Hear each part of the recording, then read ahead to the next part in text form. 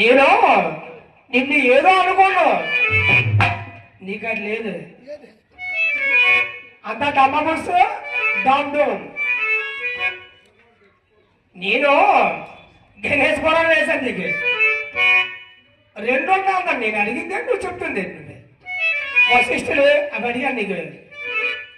పూర్వకాలంలో నా మాటకి నీ మాట సౌండ్ లేకపోతే పనిచేయవా? సౌండ్ లేదనుకో తిక్కి ఇలా ఇంటికి కొట్టుకోవాల్సింది. అక్కడ పూర్వకాలంలో ఒక ద్వీపం రూపంలో గణేశుడు కనబడతాడు ఒక మహానీయుడికి తపస్సు చేస్తుంటే.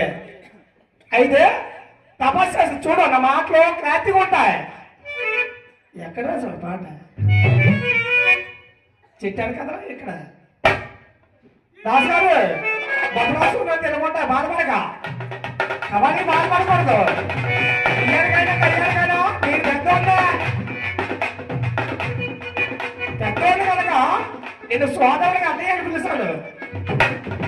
ఎందుకంటే మీ కవాలీలో పేరుంది, మాకు నీకు భగవంతుడు ఇచ్చినటువంటి జ్ఞానంలో పేరుంది. పీజీ చేసుకోమని ఎందుకన్నారు? సతీష్ గారు అంటే మంచి పేరు, దాని గురించి నీకు పేరు. నీలోనైతే లేదు. కవాలని తెలుసా? ఏమంటే కనబడి భజన చేస్తున్నాడు కదా శ్రీనాథ్. చాపతులు దేవుడు రాత్రి కూడా కమ్మసంగా భజన చేసుకుంటూ వచ్చాడు. శ్రీరామాయి ఫోన్ చేశాడు, నువ్వు ఇలా పాడేవాడుకో అయ్యే సత్రి ఎప్పాసని.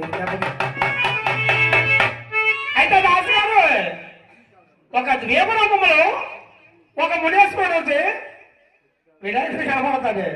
ఈ కార్మికులకు ఉండవాలంటే ఆ మునేశ్వరుడు వరమిస్తున్నాడు. ఆ మునేశ్వరుడు నువ్వు చెప్తుంటే వశిష్ఠుడు ఉంటావు ఇదే అంటారు అని